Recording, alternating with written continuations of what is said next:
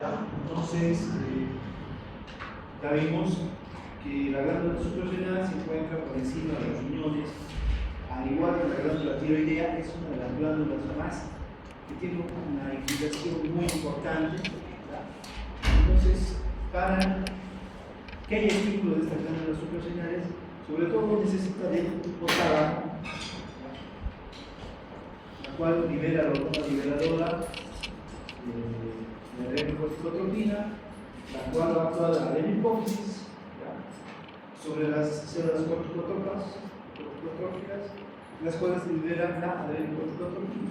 Entonces, esta va a actuar a nivel de la corteza, ya sea en su capa glomerular, fascicular o reticular. En este caso, si actúa sobre la capa glomerular, va a haber la secreción de la aldosterona, que, como dijimos, es un mineralocorticoide. Hay otros mineralocorticoides que también se producen, pero la más importante es la aldosterona. Entonces, esta juega un papel importante en el metabolismo de los minerales o electrolitos, como se sodio, potasio y cloro. Entonces, las células de la zona glomerular son las que se estimulan. Entonces, ayer vimos que el principal estímulo a nivel de la glándula suprarrenal para que haya producción de aldosterona es el aumento del potasio plasmático. ¿Cuándo está aumentado el potasio plasmático? Por ejemplo, dijimos uno de los casos con la ionicización renal, el potasio está aumentado. ¿Cuándo más está aumentado el potasio? Traumatismos, cuando hay lesiones de tejidos, destrucciones celulares. Entonces, igualmente hay un aumento del potasio plasmático. Grandes quemaduras, igual que estos pacientes, hay una hiperpotasemia. Entonces, el potasio plasmático, como ustedes saben, sus valores van de más o menos de 4.5 a 5.5 miliequivalentes líquidos en el plasma. Entonces, para que haya estímulo, el potasio tiene que estar por encima de 5 o 6 miliequivalentes líquidos. Cuando esto pasa, por ejemplo, es tóxico para las células cardíacas. ¿Por qué? Porque puede producir arritmias hasta un paro cardíaco. Entonces, este potasio va a actuar sobre la glándula suprarrenal y que hace que se secrete aldosterona.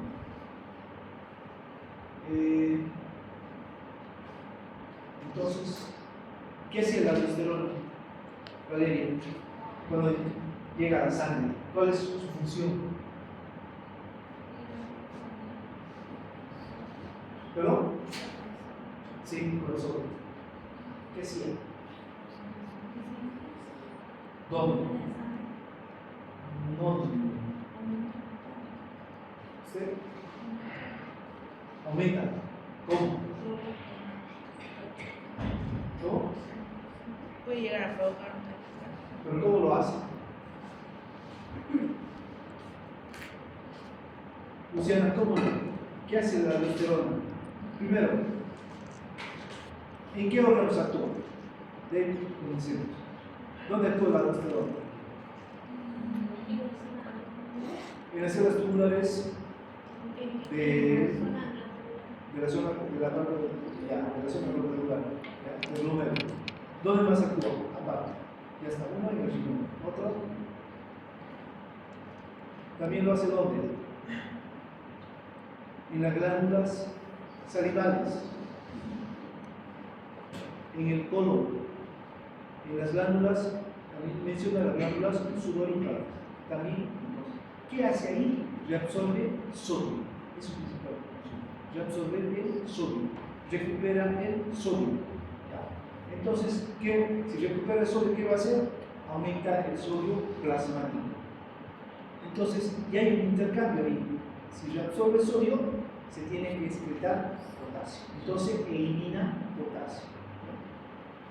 Entonces, ahora, otro estímulo es el funcionamiento del sistema renina-angiotensina aldosterona, que como ustedes saben, se da a nivel de riñón. Entonces, como ustedes saben, aquí se encuentra, ya lo vamos a ver cuando veamos sistema renal, el aparato, fisiología del aparato renal, se encuentra la médula densa, la cual es un osmoreceptor. ¿Por qué? Porque detecta el sodio. Cuando hay una baja de sodio, entonces se activa el sistema renina-angiotensina-aldosterona. La renina llega a la sangre, se transforma en angiotensina 1, angiotensina 2, y esa angiotensina 2 va hacia la glándula suprarrenal. ¿Para qué? Para que se secrete la aldosterona.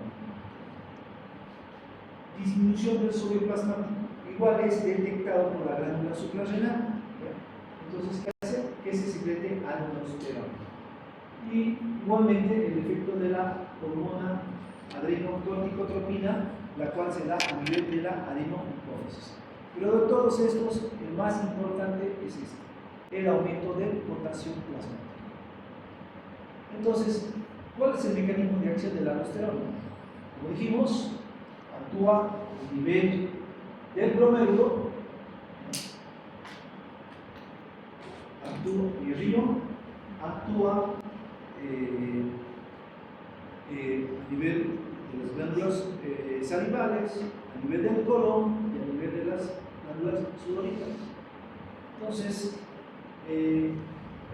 cuando es producida la aldosterona, su producción día es de 6 nanogramos decilitro en plasma, y tiene una secreción. Cuando hay un estímulo, se secreta 150 microgramos, ¿ya? Entonces esto llega a la sangre, ¿ya? Pero más o menos el 50% es inactivado. ¿Dónde? A nivel del hígado. Una vez que es inactivado, va a pasar a la iris. Igual la parte inactivada va hacia el riñón y es eliminada por la orina. Por lo tanto, el 75% es eliminado por la orina y el 25% es eliminado por las heces fecales. Pero la parte que queda activa de la aldosterona, ¿dónde va a actuar? Va a actuar a nivel, como dijimos, a nivel del sistema tubular, exactamente a nivel del tubo contorno amistad, el conducto colector, ¿ya? Entonces aquí es donde se va a reabsorber el sodio, ¿ya? ¿Cómo lo hace? Entonces, las encargadas de la reabsorción son las células tubulares. Entonces aquí tengo una célula tubular, ¿ya?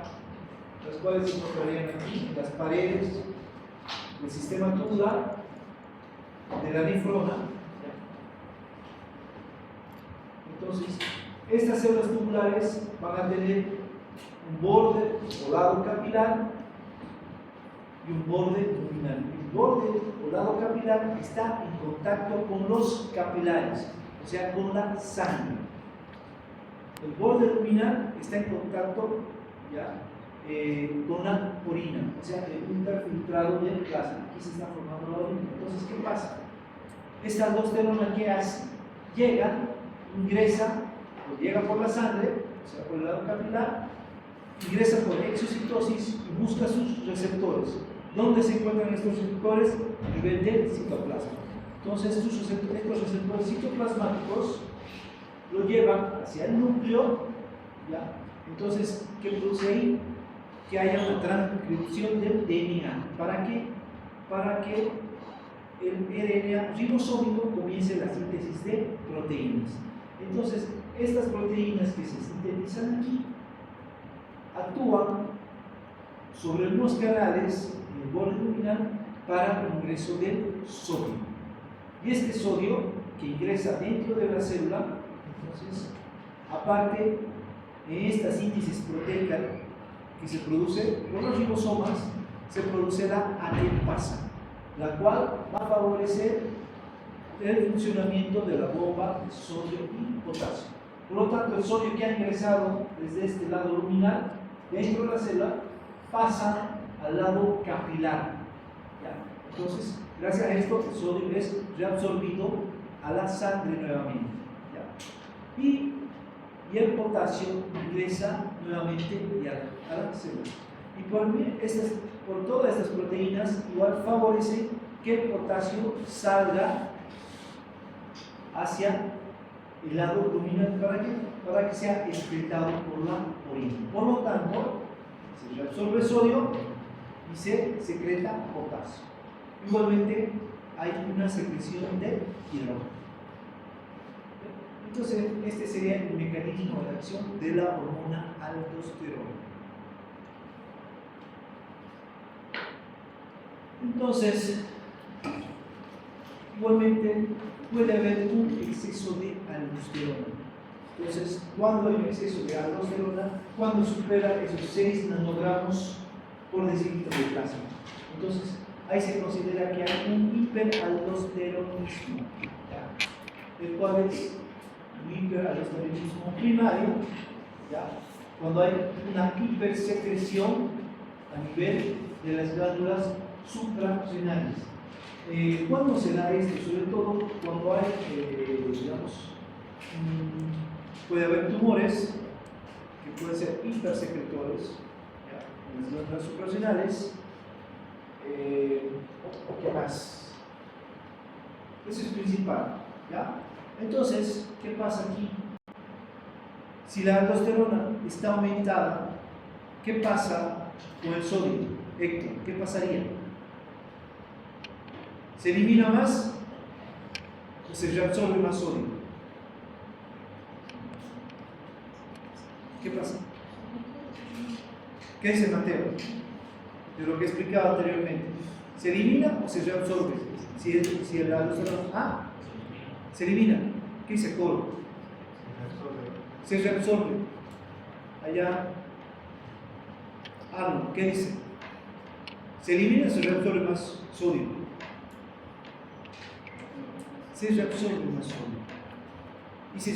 Entonces, ¿cómo estaría en el plasma? ¿Aumentado o disminuido? Javier, ¿cómo se llama eso cuando el sodio está aumentado en el plasma o en la sangre? ¿Cómo? ¿Cómo se llama? ¿Qué nombre recibe? ¿Se acuerda? Hipernatremia o hipersodemia está algo muy bien. Entonces, cuando hay una hipernatremia, esto estamos hablando que el sodio está por encima de más o menos de 145 microgramos litro en plasma. Entonces, ¿qué va a hacer? Va a aumentar la cantidad de líquido a nivel extracelular, o sea, a nivel intravascular. Como ustedes saben, el sodio arrastra agua. Entonces, a nivel intravascular va a estar aumentado el agua. ¿Ya? Entonces, va a haber un mayor volumen a nivel intravascular. ¿Y qué hace esto? ¿Aumenta o disminuye la presión? ¿Qué es? Jocelyn, ¿qué haría? ¿Cómo? Aumenta la presión. Entonces, va a haber una hipertensión arterial. Entonces, cuando está en exceso la aldosterona, ¿ya? Entonces se produce un hiperaldosteronismo primario. ¿Y qué va a hacer? Que haya una hipernatremia, que haya un exceso de agua a nivel del extracelular, principalmente a nivel intravascular. ¿Qué va a hacer? Que aumente la presión arterial. Entonces, estas personas sufren de hipertensión arterial. Entonces, nuestro organismo trata de compensar esto. ¿Y qué hace? Hace que aumente la diuresis. ¿Qué es diuresis, Aline? O sea, orina más litros. Trata de compensar esta hipertensión con orinando. La persona va cada rato al baño, pero esta es una compensación a largo tiempo. O sea, trata de compensar esta hipertensión orinando. ¿Ya? Igualmente puede haber un hiperaldosteronismo secundario. ¿Dónde se inactiva la aldosterona, Briana? Inactiva. Ajá. Como 11 beta HSD2. ¿Dónde? ¿Dónde se procesa? ¿Dónde se procesa? El 11 beta, ¿qué es? Se conoce a nivel del hígado. Dice ahí, no. No lo menciona, ¿no ve? Pero se produce a nivel del hígado. Porque la inactivación de la aldosterona se produce a nivel del hígado. Entonces, cuando el hígado está insuficiente, ¿cuál sería una enfermedad? La principal enfermedad que produce insuficiencia hepática. Cirrosis. Entonces, se produce una cirrosis y hay una falta de inactivación de la aldosterona. Por lo tanto, me estaría produciendo un hiperaldosteronismo secundario. ¿Por qué? Porque no se inactiva la aldosterona. ¿Ya? Entonces, hay aumento de la aldosterona. ¿Ya? En cambio, si es un tumor primario a nivel de la glándula suprarrenal, eso es un hiperaldosteronismo primario. ¿Perdón? No te entiendo, a ver. ¿No puede entrar dónde? Hay hipersecreción de aldosterona. Por eso se da el hiperaldosteronismo. Lo contrario es cuando hay una disminución de la aldosterona. ¿Cuándo se da esto? Por enfermedades autoinmunes. Entonces, nuestro sistema inmune desconoce a la glándula suprarrenal y produce linfocitos T, linfocitos B que atacan y destruyen a la glándula suprarrenal. O también puede ser también se puede dar, por ejemplo, por la tuberculosis. La tuberculosis extrapulmonar puede igual producir la destrucción de la glándula suprarrenal. Bueno, hay una serie de infecciones también que pueden ir y atacar a la glándula suprarrenal. Entonces, cuando hay destrucción de la glándula suprarrenal, esto se llama enfermedad de Addison. Entonces, la aldosterona va a ser insuficiente. Entonces, ¿qué pasaría aquí si hay un hipoaldosteronismo? ¿Quién me puede responder? ¿Qué pasaría? ¿Cómo estaría el sodio? ¿Cómo? Bajo. ¿Por qué? ¿Por qué, Andrea?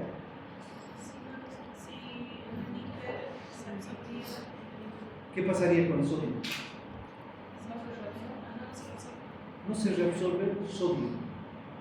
Entonces, ¿cómo estaría el líquido extracelular?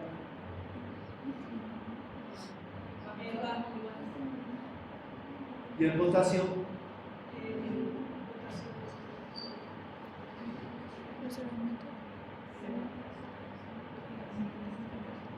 Principalmente aquí, entonces, se caracteriza porque hay una hiponatremia, o sea, el sodio bajo, existe disminución del líquido extracelular, por lo tanto, estas personas tienden a la hipotensión, ¿ya? Están hipotensas.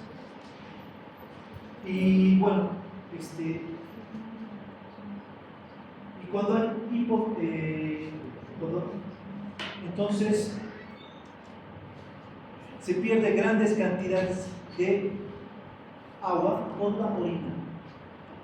La persona comienza a orinar litros y litros, se pierde el sodio por la orina, se produce una hiponatremia que es muy peligrosa. La persona puede entrar en coma y puede fallecer. ¿Ya? Porque, como ustedes saben, el sodio es muy importante. ¿Por qué? Por las células. Una, la sinapsis, pero las necesitan para la despolarización. No va a tener fuerza muscular. ¿Por qué? Porque los músculos no se despolarizan. Igualmente, las neuronas necesitan el sodio para despolarizar y producir la sinapsis. Esta persona puede entrar en coma por una hiponatremia severa. ¿Ya? Entonces, esto en cuanto a el hipoaldosteronismo.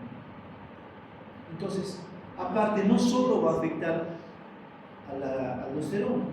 Como ustedes saben, en la glándula suprarrenal también va a ser afectado el cortisol. Entonces, igualmente, en estas personas que sufren hipoaldosteronismo, ¿qué tenemos que hacer? Comenzar a colocar soluciones, ¿ya?, que tengan sodio y hacer un reemplazo hormonal, o sea, colocar corticoides, ¿ya?, para tratar de compensarlos. Entonces, esto sería en cuanto a la aldosterona. Ahora vamos a ver lo que es los glucocorticoides. ¿Dónde se producen los glucocorticoides a nivel de lo que es su cuerpo? ¿En qué capa? En la capa fascicular. Entonces, ¿por qué se llaman glucocorticoides? Porque tienen que ver mucho con el metabolismo de los hidratos de carbono.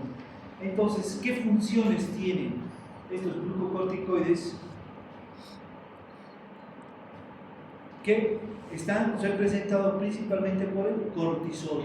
Uno actúa en el metabolismo intermedio de proteínas, lípidos e hidratos de carbono. Participa en los momentos de estrés. O sea, ustedes no podrían enfrentar situaciones de estrés si no fuera por el cortisol. Ya vamos a explicar por qué. Ya sea estrés emocional o estrés físico. Entonces, cuando ustedes están en exámenes, están estudiando, mucho depende del cortisol. Y vamos a ver que el cortisol tiene un ciclo circadiano, ¿ya? Y bueno, si ustedes no aprovechan cuando el cortisol está alto, van a tener sobre todo problemas de concentración, no van a poder enfrentar ese estrés emocional sobre todo. ¿Y dónde más actúa? En el control de la inflamación. Cuando hay traumas y se produce un proceso inflamatorio, ya vamos a ver cómo controla esta inflamación. Por lo tanto, es muy utilizado los corticoides para controlar las inflamaciones. Participa en los procesos involucrados en las alergias. Por ejemplo, el asma. Como ustedes saben, el asma es un proceso alérgico. Entonces, aquí se echa mucha mano a los corticoides para tratar de controlar estos procesos alérgicos. O cualquier tipo de alergia que puede haber, por ejemplo, a nivel de la piel. ¿Qué hacen? Utilizar corticoides. Y baja la inmunidad del cuerpo. O sea, va a actuar sobre los linfocitos B, linfocitos T, sobre los monocitos, sobre los leucocitos. ¿Para qué? Para bajar la inmunidad. ¿Y para qué se utilizan? Sobre todo cuando se hacen injertos, cuando se hacen trasplantes, que son trasplante renal, trasplante hepático, un trasplante corazón-pulmón. O sea, igualmente se echa mano a los corticoides. Metabolismo intermedio de las proteínas. ¿Qué dice? Reduce la reserva de proteínas de los tejidos extrahepáticos. Entonces, ¿qué hace estos corticoides, este cortisol? ¿Ya? Entonces, este cortisol sobre todo va a actuar sobre las proteínas que son producidas a nivel de los músculos y el sistema linfóide. Entonces, no deja que se utilicen estas proteínas, ¿ya? Y llevan estas proteínas hacia el hígado, ¿ya?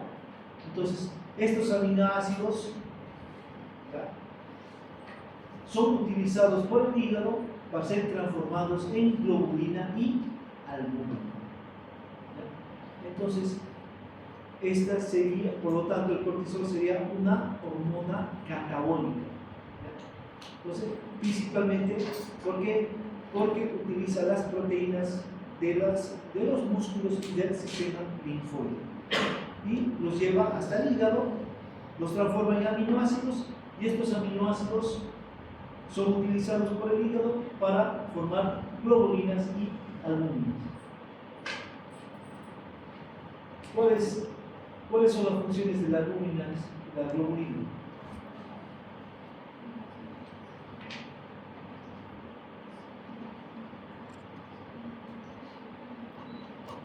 Cumple varias funciones. Por ejemplo, La albúmina es muy importante porque te mantiene líquido dentro de los vasos sanguíneos. Porque ¿qué presión maneja? ¿Cómo se llama la presión que maneja? Todo presión, todo transporte. Juega una función importante igual en el transporte de medicamentos que van bien para el alma. Lo mismo que las glóbulas. A nivel del metabolismo de los lípidos, ¿qué hace? El cortisol moviliza, o sea, colesterol y triglicéridos, los transforman en ácidos grasos. ¿Para qué? Para que sean utilizados en el hígado y así sean transformados en energía. ¿Ya? Entonces, favorece para que los hepatocitos formen energía. Pero al movilizar los ácidos grasos, cuando uno utiliza corticoides por mucho tiempo, ¿ya? ¿Qué hace? Esos ácidos grasos los va a depositar sobre todo a nivel del abdomen, a nivel del cuello, en la parte superior del tórax. Entonces produce lo que se conoce como el síndrome de Cushing. ¿Ya? Entonces es por eso que las personas que utilizan corticoides por mucho tiempo tienden a aumentar de peso. Tienen a aumentar de peso, tienen mayor cantidad de tejido graso, tienen una fascia, se llama luna llena, tienen la cara redonda, se llama síndrome de Cushing. Metabolismo de los hidratos de carbono. Dice que aumenta la gluconeogénesis. ¿Qué es la gluconeogénesis? Elba o Nicolo. ¿Qué te dice? Nicolo. ¿Qué es la gluconeogénesis? ¿Ah? ¿A qué me refiero con gluconeogénesis? ¿Qué sería la gluconeogénesis? Usted está llevando bioquímica. Salane, gluconeogénesis, ¿a qué se refiere? Es la degradación de la glucosa. Eso es glucólisis. Gluconeogénesis. ¿Ah? Ya. Sería el glucógeno, pero a partir de qué?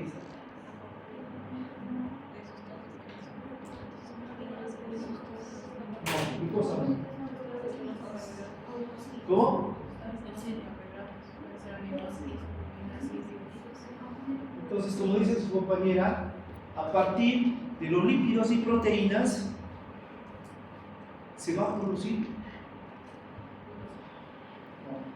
se deposita en forma de glucógeno para que luego sea utilizado para la formación de energía. ¿Ya? Entonces, pues por eso que aumenta la gluconeogénesis. Aprovechan las proteínas, los lípidos, para la formación de glucógeno. O sea, ¿cómo se deposita este glucógeno? Como glucógeno hepático.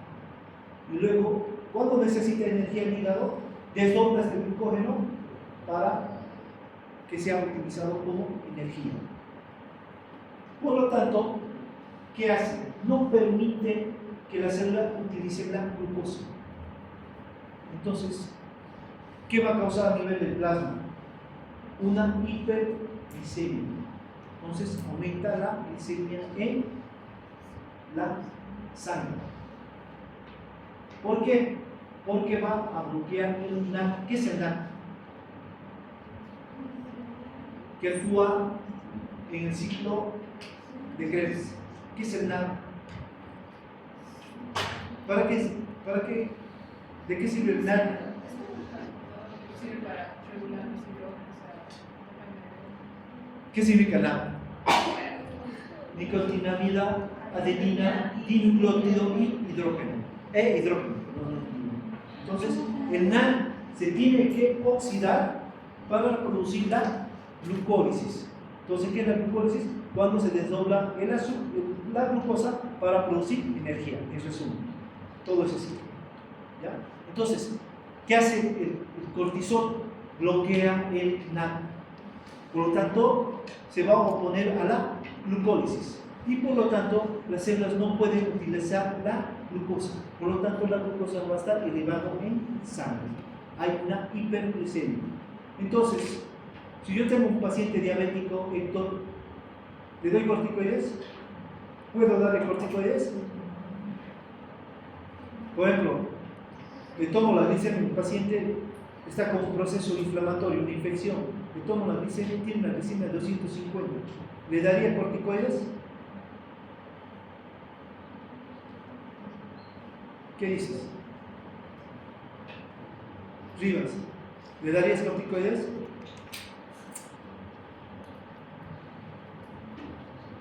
¿Qué? ¿No? ¿Qué se cobra? No, ¿por qué?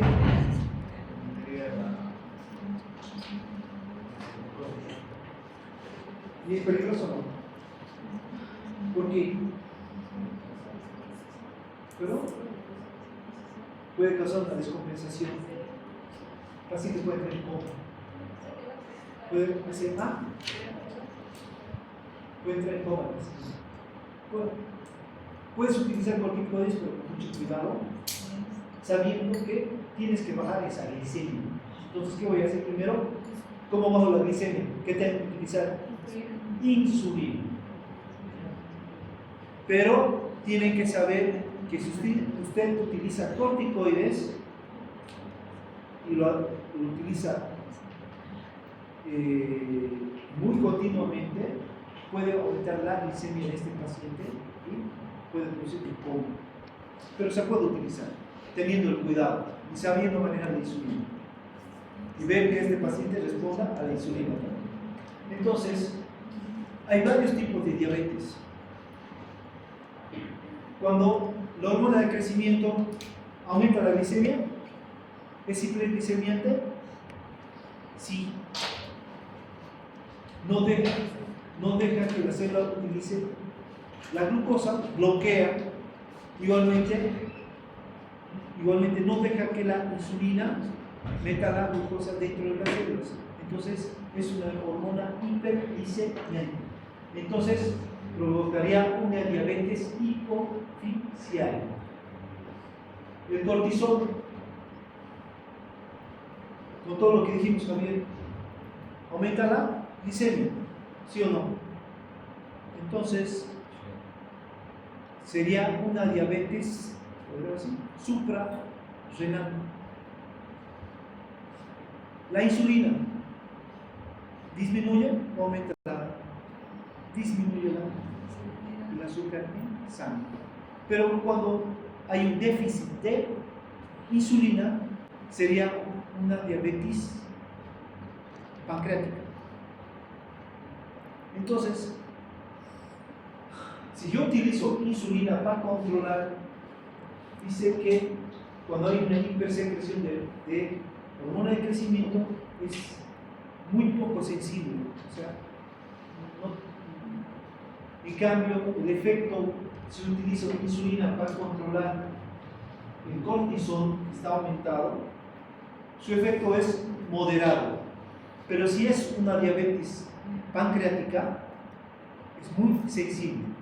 O sea, utilizo la insulina y voy a estar bajando los niveles de azúcar en sangre.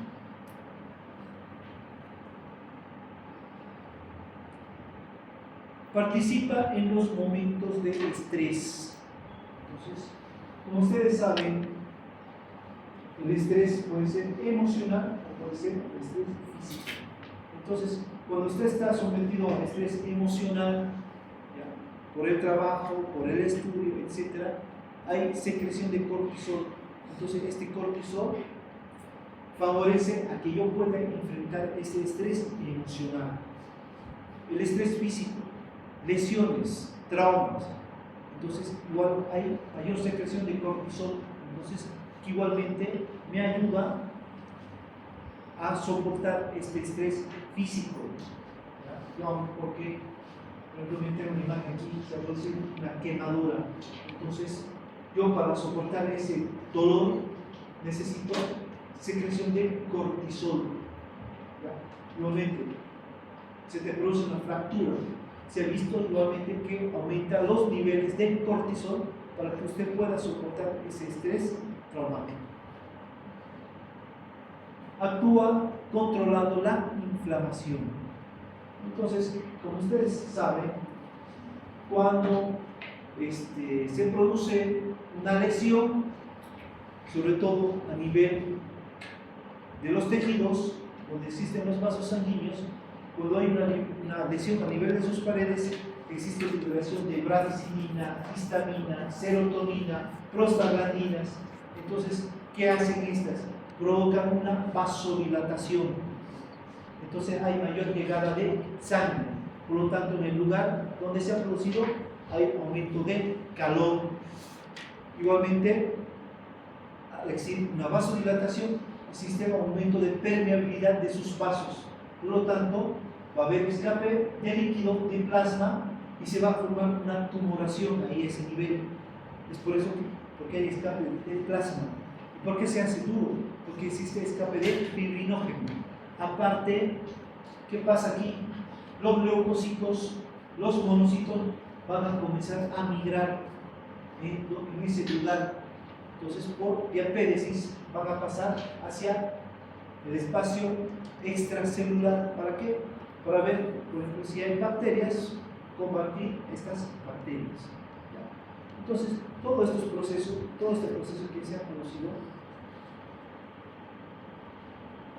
y aparte, al producirse esa inflamación, esa tumoración, entonces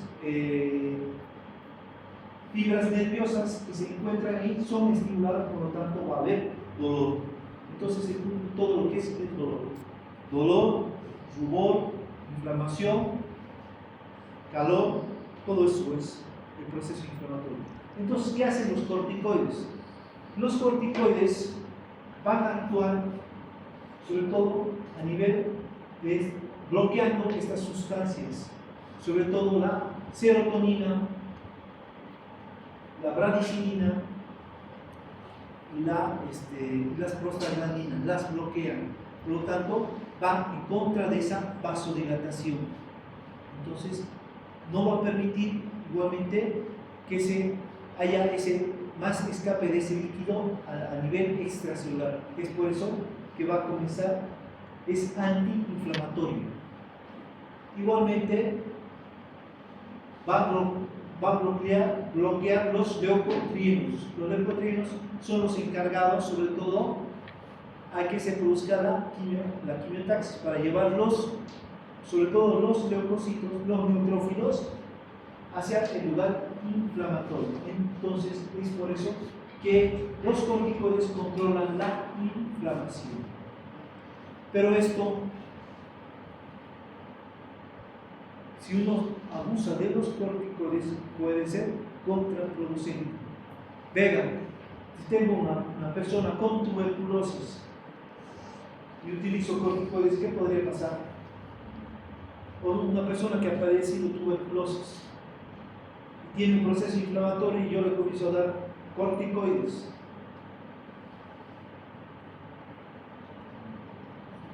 Poner unas 2-3 semanas de corticoides. Y no me he fijado en el antecedente que este paciente está en tratamiento con tuberculosis. ¿Qué pasaría?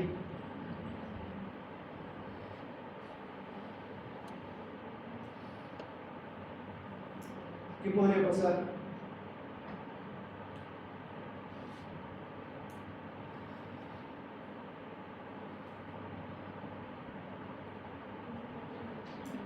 ¿Perdón?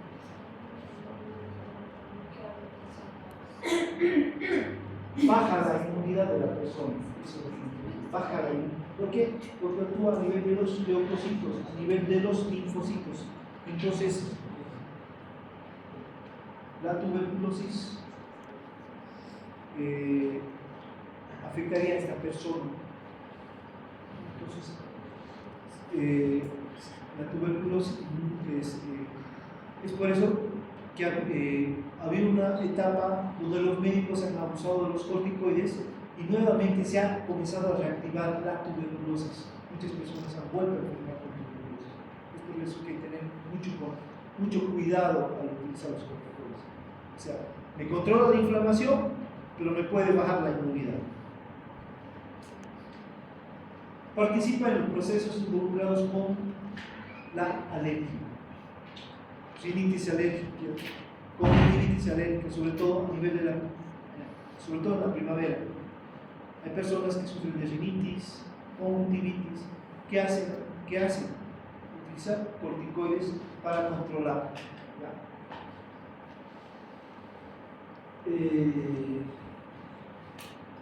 Por ejemplo, el asma, como ustedes saben, es un proceso alérgico.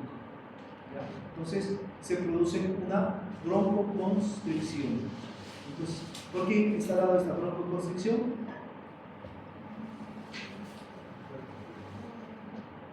¿Quién estaba implicado en la broncoconstricción? Entonces, damos corticoides para controlar esa broncoconstricción, esa inflamación a nivel de los bronquios.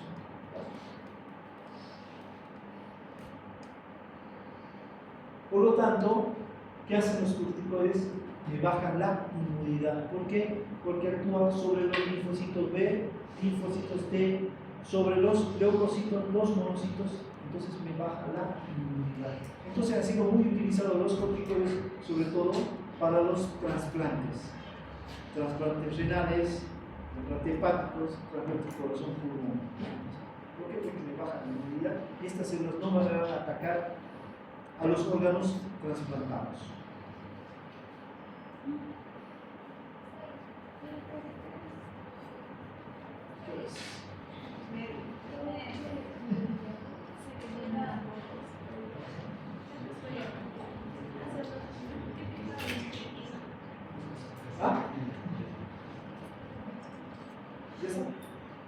Regulación del cortisol. Entonces, para que, como ustedes saben, mucho depende del hipotálamo. Entonces, en el hipotálamo se produce hormona liberadora de corticotropina, la cual se vierte a la circulación sanguínea. ¿Qué circulación es que la lleva hasta la hipófisis? Gracias a la arteria hipotalámica. Circulación venosa, portal, hipotálamo, hipofisiaria. Entonces, gracias a esto llega a la hipófisis, ¿ya? Y ahí se va a producir con las células corticotrópicas la adrenocorticotropina. Pero antes se produce una prehormona. ¿Cuál es esta prehormona? Es esta, la proopioelanocortina. Es una prehormona que se produce en las células corticotrópicas de la adenohipófisis. ¿Por qué se llama así? Pro, porque antecede. Opio, ¿qué es el opio? Es una droga. ¿Alguien fumaba amapola? Hay una planta parecida. O sea, ¿dónde es la tercera orden? Pero no era amapola, era parecida. Pero no, yo lo hablo del año 90, que nadie sabía. ¿Cómo se llama? Que iban, sacaban las hojas, las molían y las fumaban. Y tenían los mismos efectos de opio. Ahí en el parquecito de la tercera orden estaba. Planta de papaya. No me acuerdo cómo se llama la planta. Y había varios. Conocida Sí, como que hacían amapola. un poquito con la chara de choclo. No. No, es eso. Eso. Ya, tiene los mismos efectos del opio. Entonces, Ajá, es. amapola. Eso. ¿No eran flores? Son flores, no la amapola. No sé, no conozco. Son florecitas. Pero alguien ha puesto una planta de amapola ahí en la tercera orden. Nadie sabía que era amapola. Y había gente que agarraba aquí y sacaba y se comenzaban a fumar eso. No sé quién, así que se da cuenta. Imagínate que a alguien le hubiera gustado el olor. Pero Los estudiantes salían del colegio y iban ahí. Entonces, el opio es el precursor para sintetizar la morfina. La morfina es uno de los analgésicos naturales más potentes que me produce analgesia. ¿Ya? Entonces, a partir, ¿por qué es pro-opio? O sea, pro porque antes era opio, porque tiene una función analgésica, me calma el dolor. Entonces, este opio está representado por las beta-endorfinas. Entonces, estas beta-endorfinas, sobre todo, es utilizada por las personas cuando hay procesos de dolor. Es por eso que vos puedes enfrentar los traumas físicos, o sea, el estrés físico, porque hay producción de beta-endorfinas. ¿Y quién produce más beta-endorfinas? ¿La mujer o el hombre? ¿Por qué? ¿Por qué se cree que produce más beta-endorfinas la mujer? ¿Qué tenía que ver la astróloga? ¿Ah? No son más inteligentes. Son más estresadas. La mujer soporta más el dolor, ¿sí o no? ¿Qué dicen? ¿Están de acuerdo? Sí. Bueno, el libro explica aquí que la mujer produce más beta-endorfinas porque por los procesos menstruales, porque les produce mucho dolor, pero produce. ¿Ya? Entonces hay mayor producción de beta-endorfinas. Es por eso que cuando se produce el parto, hay liberación igual de beta-endorfinas para controlar el dolor. Por lo tanto, los hombres dicen que no producimos tantas beta-endorfinas para controlar el dolor, pero no soportamos mucho dolor. Pero no es en todos los hombres. Hay hombres que soportan mucho dolor. Ahora, ¿por qué melano? Melano, porque se produce la hormona estimulante de la melanina. ¿De qué se encarga la melanina? ¿Color de qué? También. La melanina actúa sobre la epidermis y la dermis. ¿Para qué? Para dar el color a la piel. ¿Ya? Pero producimos muy poco hormona liberadora de melanina, ¿ya? En comparación con los animales. ¿Ya? Y la cortina por el cortisol. ¿Ya? Igualmente se producen las la beta-lipotropina. ¿Ya? Entonces, esta beta-lipotropina tiene que ver mucho con el desdoblamiento de los colesterol, triglicéridos en ácidos grasos. Es por eso que aumentan los ácidos grasos a nivel de la sangre. Entonces, como vemos aquí en el dibujo, a nivel de la adenoprófisis se va a producir estas dos prohormonas y por lo tanto después se produce la liberación de la adenocorticotropa que va a actuar sobre la glándula suprarrenal, ya sea para producir cortisol y aldosterona y los andrógenos. Entonces, este cortisol, hablando del cortisol, cuando llega a nivel celular y el cortisol está aumentado, ¿ya? Me va a producir igualmente una retroalimentación negativa. ¿Dónde va esta retroalimentación negativa? Como vemos aquí en el dibujo, va hacia el hipotálamo y va hacia la adenopófisis. Entonces, ¿para qué? Para bloquear la producción o liberación del adrenocorticotropina. Entonces, ¿cómo se produce la regulación del cortisol?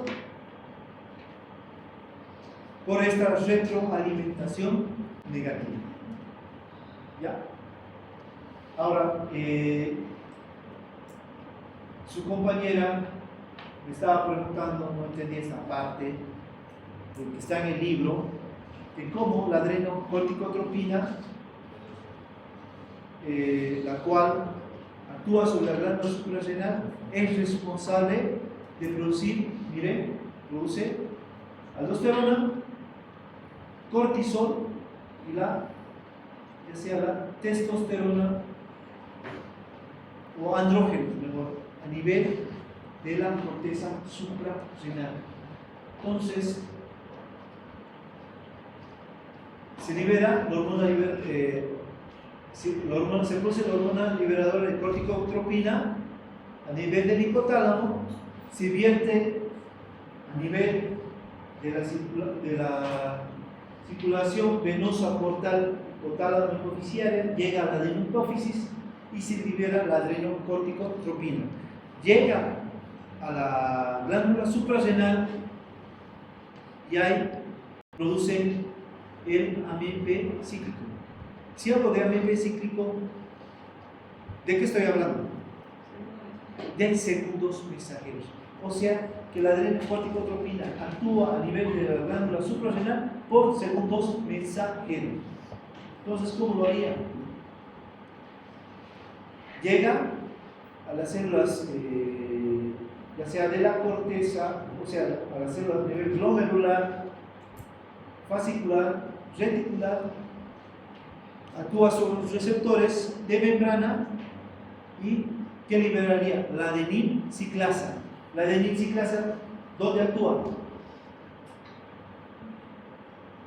Es un proceso largo, pero actúa a nivel del ATP. ¿En qué transforma el ATP? En AMP cíclico. Entonces, este AMP cíclico, ¿qué hace? Va a ir a actuar sobre el colesterol que está almacenado en la glándula suprarrenal. Entonces, este AMP cíclico va a activar a la proteincinasa, ¿ya? Y esta proteincinasa actúa sobre el colesterol que está almacenado en la glándula suprarrenal y lo transforma en pregnenolona. Y esta pregnenolona, el producto final va a ser el cortisol, porque se transforma en 17-hidropregnenolona, 17-hidroxiprogesterona y finalmente en desoxicortisol y finalmente en cortisol, que es el glucocorticoide. Como ven, toda la base para la formación de estas hormonas es el colesterol que se almacena a nivel de la glándula suprarrenal.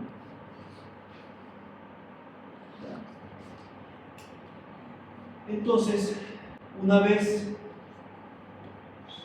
que se produce esta liberación del cortisol, la concentración de secreción es de 150 miligramos día, pero existe una inhibición de más o menos de 95 miligramos, por lo cual todos esos 95 miligramos va a estar inactivado. Y en el plasma lo que va a quedar son 12 microgramos día, es lo que hay, es lo que indica el libro. Entonces, como dijimos, maneja el estrés, ya sea emocional o físico. ¿Cómo lo hace? Como ustedes saben, el cortisol va a producir hiperglicemia, ¿ya? No deja que la glucosa sea utilizada, ¿ya?, por las células, por lo tanto está aumentada en la sangre, pero produce una movilización de las proteínas y de los ácidos grasos para producir una gluconeogénesis y esa energía sea utilizada por el hígado. Entonces, toda esa energía que es utilizada por el hígado nos favorece para que nosotros podamos enfrentar el estrés emocional o un estrés físico.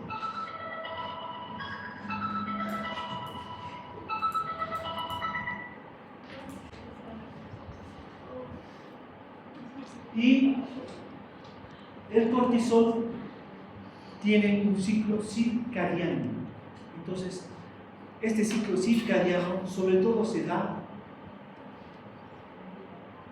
como vemos aquí, en las mañanas, cuando nosotros estamos despertando. Es por eso que nosotros tenemos una mejor concentración en la mañana. ¿Ya? Entonces, es por eso que muchas personas duermen temprano, póngale 8 o 9 de la noche, despiertan 3 o 4 de la mañana a estudiar. ¿Por qué? Porque el cortisol está aumentado. ¿Por qué? Porque hay una hiperglicemia y los aminoácidos y los ácidos grasos se están metabolizando ya para producir energía. Entonces, en las primeras horas del día el cortisol está aumentado y uno se puede concentrar más. Ese ciclo. En cambio, como vemos aquí, en las últimas horas de la noche el cortisol está disminuido. Es por eso que ya estamos cansados. Es muy difícil estar trabajando todo el día y llegar a la noche y estudiar. Pero esto depende de los hábitos de cada persona. Hay personas que son más activas en la noche y hay personas que son más activas en el día. Las personas que están activas en la noche y duermen en el día, entonces esto se invierte. El cortisol estaría aumentado cuando esta persona está entrando en actividad en la noche. ¿Ya? Entonces no es tan así, que depende de los hábitos de la persona. Entonces, si hablamos de alteraciones del cortisol, el exceso de cortisol, ¿qué me provocaría? Una diabetes suprarrenal. ¿Por qué? Porque me aumenta la glicemia en sangre. ¿Se puede controlar con la insulina? Sí, pero moderadamente. Tendría que bajar el cortisol. Y la deficiencia de cortisol, ¿qué me produce igualmente? La enfermedad de Addison. Como afecta a la aldosterona, va a afectar al cortisol. ¿Por qué? Porque hay destrucción de la glándula suprarrenal. Entonces, estas personas, aparte de tener hipotensión, van a tener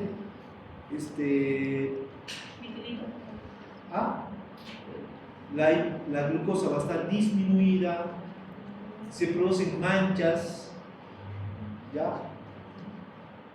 Por la falta de melanina, etc. De la enfermedad de Addison. Bueno, nos quedaremos aquí. Nos vemos